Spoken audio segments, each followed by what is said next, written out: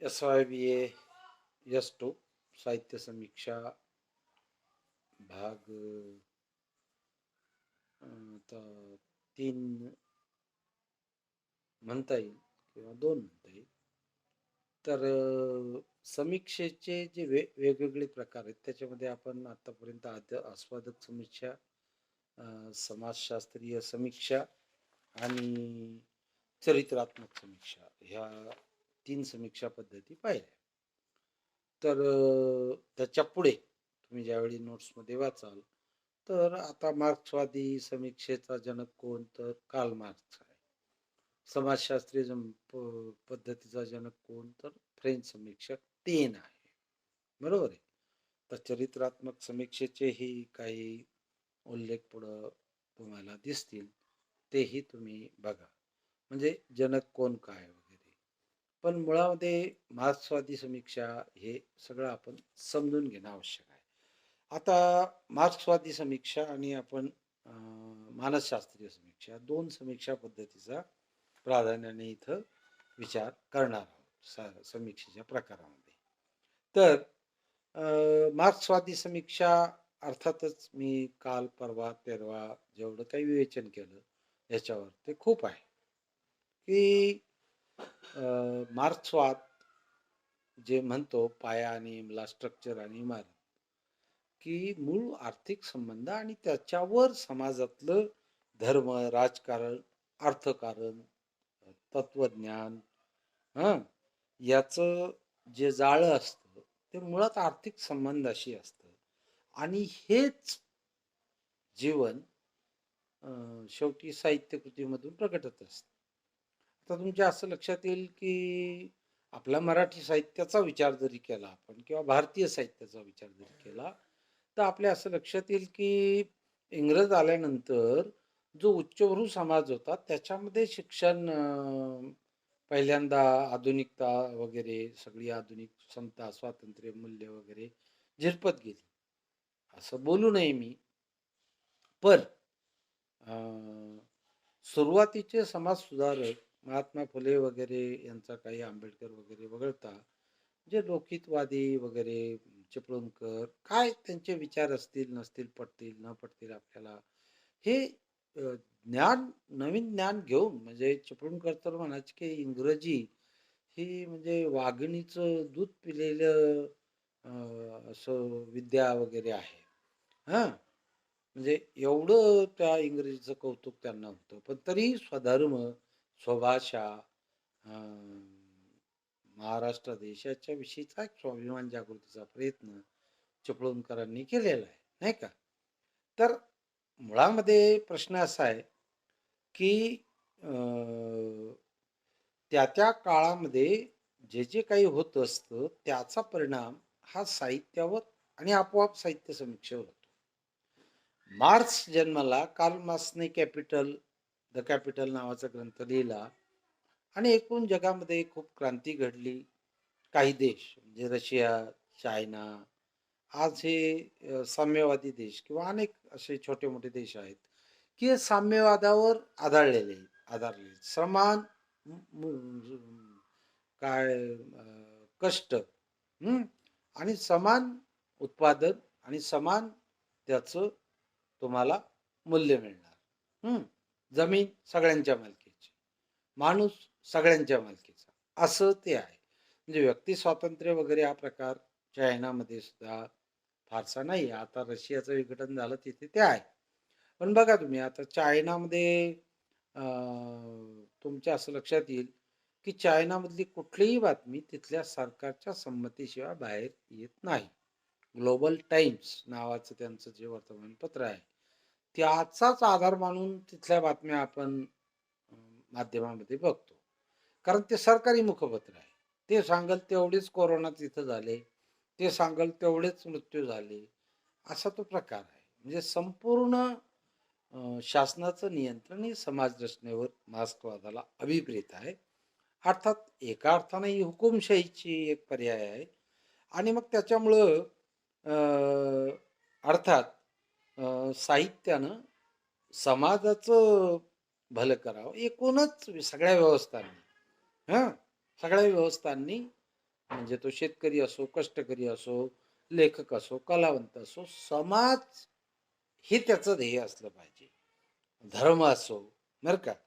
त्यामुळे अ, एक मार्क्सवादी समीक्षा ही एक विशाल स्वरूप धारण करणारी, ज जीवन मूल्य धारण करणारी, जाण ठेवणारी, अशी विशाल दृष्टी ठेवणारी अशी एक साहित्यकृती अ, मार्क्सवादी जीवन पद्धतीमध्ये अभिप्रेत असते. अशी एक ती मार्क्सवादाची दृष्टी आहे. आपल्याकडे मी मागं सांगितलं त्याप्रमाणे अ, शरदचंद्र मुक्तिबोध, लालजी पेंडसे, दिखे बेडेकर, शरदचंद्र मुक्तिबोध यांच्या विचारातून ही समीक्षा पद्धत पाहायला मिळते. अ, वस्तुतः मराठीमध्ये मार्क्सवादी समीक्षा पद्धती ही तशी फार थोडी आहे.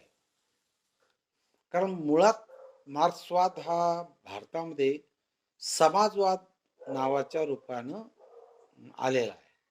म्हणजे मूळ मार्क्सवाद वेगळा आहे आणि भारतामध्ये आलेला मार्क्सवाद हा वेगळा आहे. आणि भारतीयांच्या, कारण तिथं मार्क्सनं काही जाती-बितीतल्या भानगडी त्याला माहीतच नव्हत्या. आपल्याकडं जात नावाची जी वाईट गोष्ट आहे, त्याच्यामध्ये अनेक गुंतागुंतीचे प्रश्न आहेत, हे तुम्हालाही माहिती आहे. तर ते काही त्यांना अभिप्रेत धरलेले नव्हते. त्यांना वर्ग ही संकल्पना अभिप्रेत धरलेली होती आणि ते आपल्याकडं लागू पडत नाही. कारण आपल्याकडे नुसते वर्ग नाहीत. हां.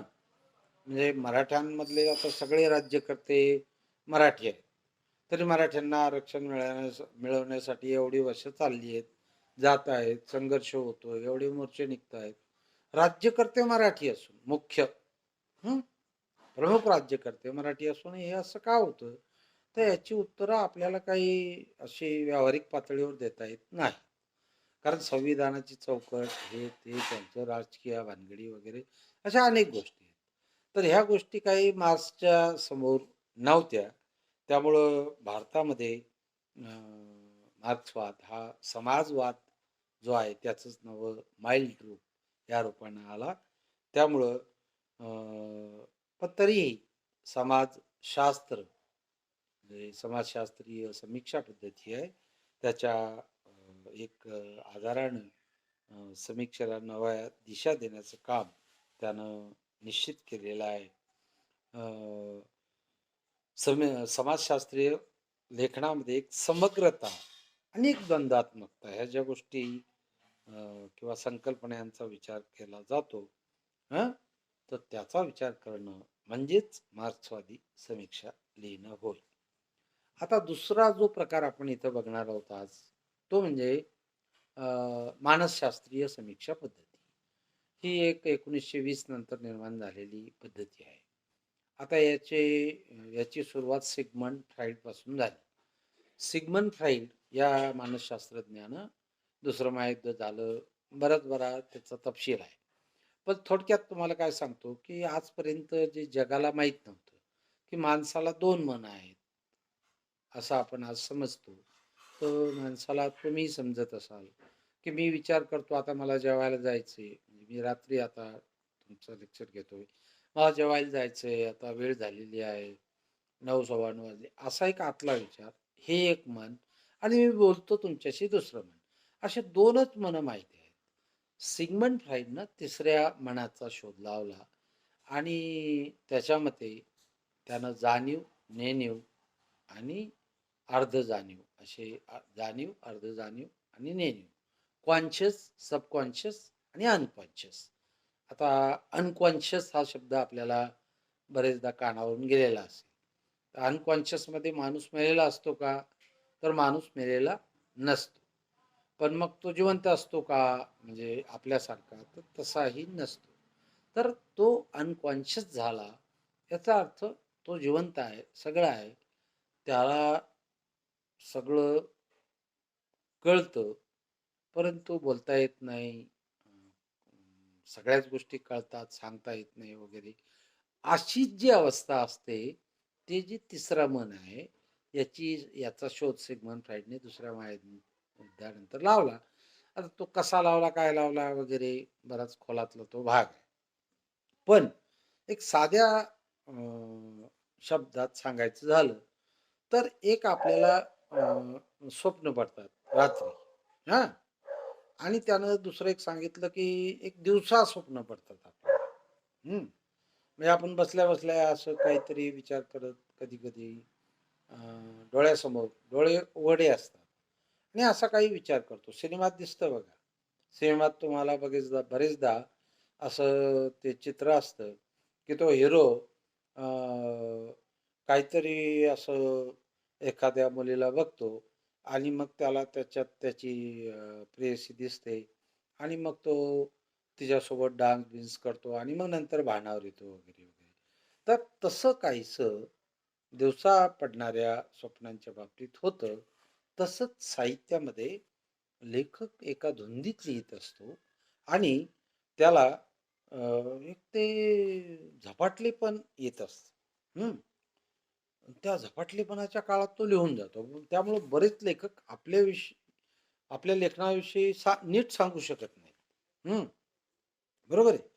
आता त्याच्यामध्ये सिग्मंड फ्राईड नंतर पुढे खूप ॲडलर आणि सी.जी. युंग यानं आधिबंधात्मक आणि मानसशास्त्रीय अशा 2 अ, समीक्षा पद्धती प्रस्थापित केल्या. आता मानसशास्त्रीय प्रकाराचे स्वप्न प्रकाराशी साधर्म्य कल्पून हं, त्याने एक मानसनिष्ठ कला आणि साक्षात्कारी कला असे 2 प्रकार केले आहेत. ऑब्जेक्टिव्हसाठी लक्षात घ्या. मानसनिष्ठ कला आणि साक्षात्कारी कला. तर अ, मानसनिष्ठ कलाकृतीमध्ये काय होतं, जे भावविश्व साकार होतं ते जाणीवेच्या पातळीवरचं होतं. म्हणजे कॉन्शियस लेव्हलवर. बरोबर आहे. आणि साक्षात्कारी जे पातळीवरचं विश्व साकार होतं साहित्य कृतीमध्ये, ते म्हणजे अ, अगदी नेणिवेच्या, अगदी तिसरं मन जे असतं. आता तुम्ही म्हणाल, तिसरं मन म्हणजे कोणतं? तर आता तुम्हाला स्पष्ट शब्दात एक सोप्या भाषेत आता इथं या व्याख्यानात ते सांगणं अवघड आहे. पण एक सोप्या भाषेत सांगतो. तिसरं मन किती टक्के आहे? तर जाणिवेचं मन तुमच्याकडे जवळपास 10 किंवा 20% आहे. आणि दुसरं मन जे म्हणता तुम्ही, मी जे आता म्हटलं, ते एक 10-20% आहे. पण 60-70% मन लहानपणापासून, आता लहानपणच्या आठवणी तुम्हाला आठवतात का आता? 4थ्या वर्गातल्या, 2ऱ्या वर्गातल्या, 1ल्या वर्गातल्या किंवा तुम्ही 5व्या वर्षीच्या. सगळ्याच गोष्टी आठवत नाहीत, पण त्या हृदयात साठवत असतात. माणूस म्हणून तुमच्या अंतर्मनामध्ये त्या गोष्टी साठवत असतात आणि त्या कधीतरी वेगवेगळ्या रूपानं बाहेर पडतात. कधी त्या स्वप्नांच्या आणि मग कधीतरी प्रतीक आणि प्रतिमा घेऊन त्या बाहेर पडतात. तुम्हाला जी स्वप्न पडतात कधी-कधी, कुठलीही. आता ती कुठली मी काही इथं सांगू शकत नाही. पण वेगवेगळी स्वप्न पडतात. त्यातलं आता एखादं स्वप्न मी सांगू शकतो, की एखाद्याला असं माझं कोणीतरी गळा दाबतं, माझं कोणीतरी खून करतंय, माझ्या कोणतरी मागं लागलंय. असं काही स्वप्न पडतं. त्याच्या जीवनात काहीतरी तसं झालेलं असतं, म्हणून त्याला ते तसं स्वप्न पडतं वगैरे. आणि अशा झपाटलेल्या परिस्थितीत असं काही लेखन होऊन जातं. विस्मयकारक वगैरे. हं. आता केशवसुतांची "झपूर जा गडे झपूर जा, काय म्हणावे या स्थितीला." आता झपूर जा या शब्दाचा अर्थ अजूनही कोणाला लावता आला नाही. तो लावण्याचा प्रयत्न आपण अनेकदा केला, की "जा पोरी जा, जपून जा, त्याच्यातून झपूर जा" वगैरे. म्हणजे ती स्थिती काय आहे? याचं काही करता आलं नाही किंवा जी.ए. कुलकर्णींच्या कथा किंवा ज्ञानेश्वरांचे अनेक अभंग, तुकारामाचे अनेक अभंग. हं. अशा पद्धतीनं लिहिले गेलेले आहेत. तर ही एक पद्धती आहे. तर हे हिच्यामध्ये जास्तीत जास्त जाणिवेची पातळी नसते. नेणिवेचे जे 2 स्तर असतात, अर्ध जाणीव आणि नेणीव. म्हणजे सबकॉन्शियस म्हणजे कॉन्शियस तिथं महत्त्वाचं नाहीच. कॉन्शियस लेव्हलवर कोण लिहितात? लेखक. फडके, खांडेकर असे काही लेखक आहेत कॉन्शियस पातळीवर. पण ग्रेस, मर्ढेकर, केशवसूत हां, असे जे काही दुर्बोध कवी आहेत, हे अनकॉन्शियस लेव्हलवर लिहितात. तर त्यासाठी ते प्रतिमा वापरतात. म्हणजे चाफा ही कविता आहे, नववधू ही कविता आहे. त्याच्यामध्येही हे आपल्याला काही प्रमाणात जुन्या भारतांबेच्या वगैरे कवितेत दिसलं. तर त्यामुळे एक स्वप्नांचा आभास किंवा परीकथा असं स्वरूप त्याला येतं.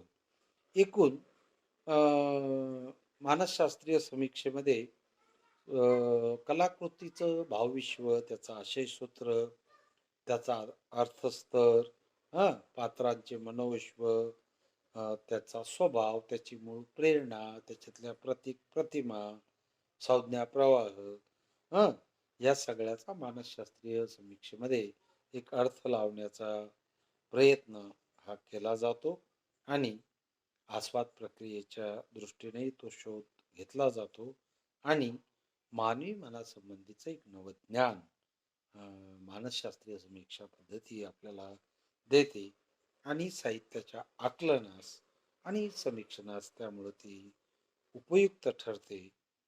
ते पात्रांचे जे व्यवहार आहेत, हं, ते प्रत्येक प्रतिमा, तिची रचनाबंध, तिची भाषा, हे सगळं उलगडून दाखवण्यास मानसशास्त्रीय समीक्षा पद्धती ही उपयोगी ठरते, असं आपल्याला लक्षात येईल. आता आपण यानंतर आधिबंधात्मक आणि शैली वैज्ञानिक या दोन पद्धतीचा एक थोडक्यात आढावा घेणार आहोत. कारण सविस्तर आढावा आपल्याला इथं घेणं शक्य नाही. टीकाशास्त्र परिचय या नावाचं एक पुस्तक आहे किंवा कला आणि टीका आणि टीकाकार हे वावग पाठक यांचं पुस्तक आहे. त्याच्यामध्ये सविस्तर समीक्षा पद्धती, स्वरूप, प्रयोजन वगैरे याचा विचार केलेला आहे. तुमच्यापैकी जिज्ञासू असतील, त्यांनी किमान ही 2 पुस्तकं जरी वाचली, तर समीक्षा पद्धतीचं एक थोडंसं ज्ञान तुम्हाला अधिक खोलात ज्यांना जायचंय, त्यांना ते मिळू शकतं. कारण आता इथं वर-वर आपल्याला अभिप्रेत आहे, त्याच दृष्टीनं मी हे घेतोय.